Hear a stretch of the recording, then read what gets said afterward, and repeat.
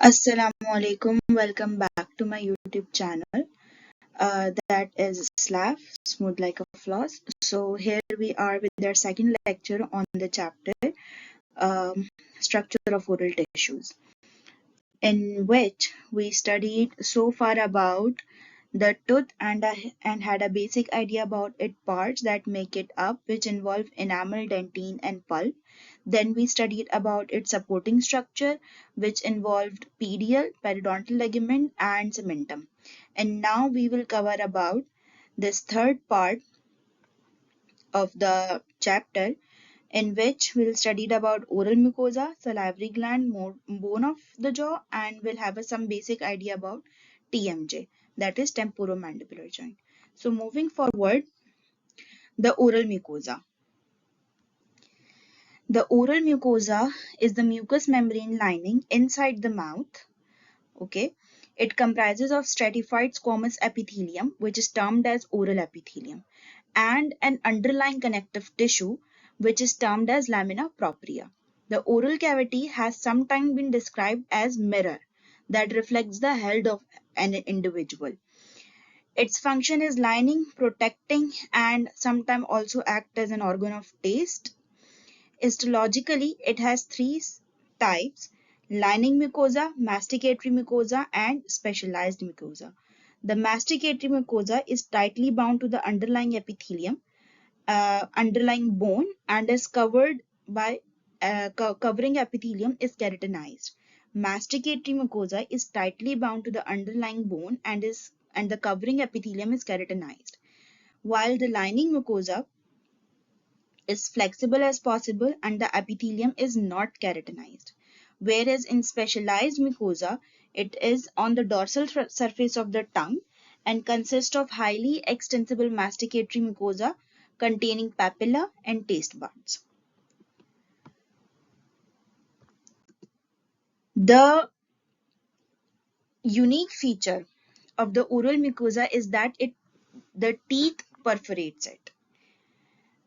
What teeth perforates is epithelium. Teeth are the only structure in the body that perforates epithelium. There is no other structure in the body that can perforate epithelium except the teeth. Mucosa around the erupted tooth is called gingiva and it has two parts. The one facing the oral cavity, which is covered with masticatory mucosa, and the other part is the that faces the tooth. So the next in line is salivary gland. Hope that oral mucosa is clear to you because it was some basic information about it. Well, there is a whole chapter on oral mucosa that will come up in this subject. Okay.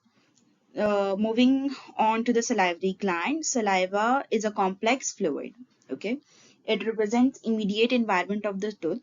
Since it is really hard to say anything about the precise composition of the saliva, therefore a term mixed saliva is used to describe the fluid in the oral cavity.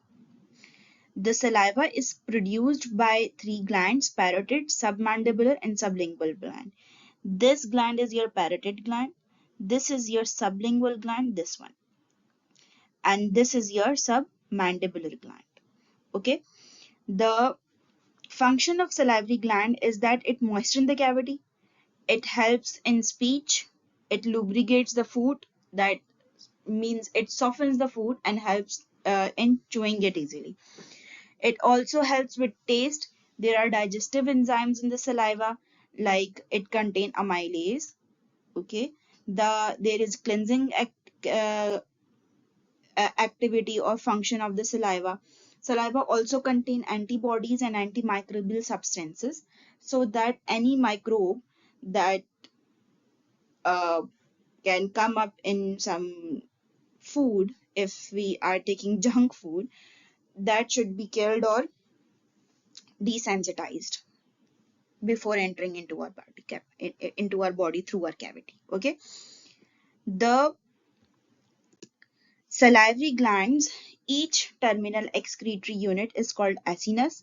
The space of the acini open into the duct running through the gland that are called intercalated duct, striated duct, and the excretory duct.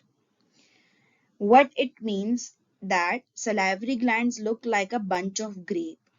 Each grape is called acinus or acini, okay? And each of these acinus opens up into a series of duct, okay? Opens up into a series of duct. This end piece, this, if I talk about this one ball, is called secretory end piece. And in each end piece have a tubular or and tubular secretory and tubular and caniculous ducts in it. These tubular and caniculated ducts open up into intercalated duct, and this intercalated duct join the striated duct, okay, and this is followed by striated duct is followed by excretory ducts. The ducts and acini constitute the parenchyma of the gland and is present in the connective tissue, stroma, containing blood and blood vessels. Each acini have its individual connective tissue, okay, and thus this divided the gland into lobes and lobules. Fine. Hope it is clear till here. If you have any query, ask me questions in the comment section. Okay, what I said is that each grape, each this grape or ball, you may say, is called spherical secretory end piece. They have tubular or canicular ducts in it. These tubular and caniculated ducts open up into the intercalated duct. This intercalated duct opens up into striated duct, and this striated duct is joined to the main excretory duct from where the saliva is excreted out into the oral cavity. Okay. There comes is temporomandibular joint. The temporomandibular joint is the relationship of the upper and lower jaw, which is maintained by articulation of the condylar process of the mandible with the glenoid fossa of the temporal bone, and this articulation is called temporomandibular joint. Okay, so now let me just simplify it for you here. Okay, before simplification, before understanding this statement, just let's learn some simple anatomy.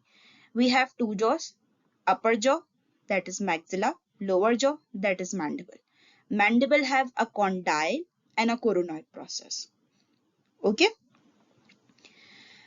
and you have your head, and you have different bones in your head. One of them is called temporal bone. This temporal bone have a glenoid fossa in it.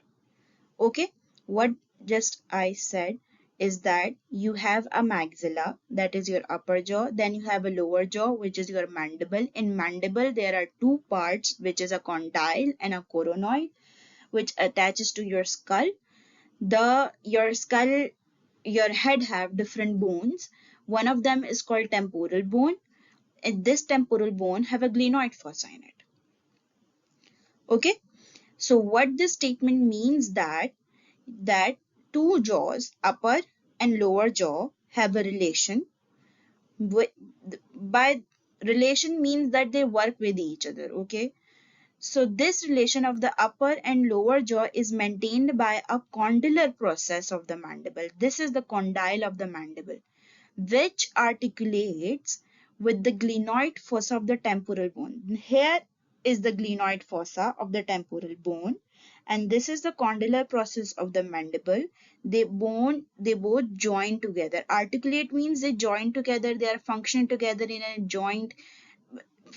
This is meant by articulation. Okay, the condyle and the glenoid fossa join together or articulate together to work or help in chewing or in any movement. Okay, this articulation is called your temporomandibular joint. Okay, your temporomandibular joint is also called synovial joint, and it helps in complex movement of mastication. Hope it is all clear to you guys. We are left with one topic, that is bone, in this section, in this. Okay, is like we have a whole different chapter on bones that will be covered separately, so I haven't covered in this lecture or in this video. So what we have covered till now is that we are done with these three things. One is the tooth. We studied about enamel, dentine, and pulp. Then we studied about periodontal ligament and cementum that are supporting tissue. And now in this lecture, we are done with oral mucosa, salivary gland, and TMJ. What I left behind in this section is that bone of the jaw. The bone of the jaw is a whole different chapter and we will cover it. Okay. And now we are only left with this part, that is hard tissue formation and its mineralization, which will be covered in the third lecture. Inshallah, I'll try to upload it as soon as possible. Okay, so see you guys in the next lecture. For now, Allah Hafiz and take care, and remember me in your prayers. Do subscribe my channel and like and follow me on both my channel and Instagram pages, which both of them goes by the name of Smooth Like a Floss. See ya.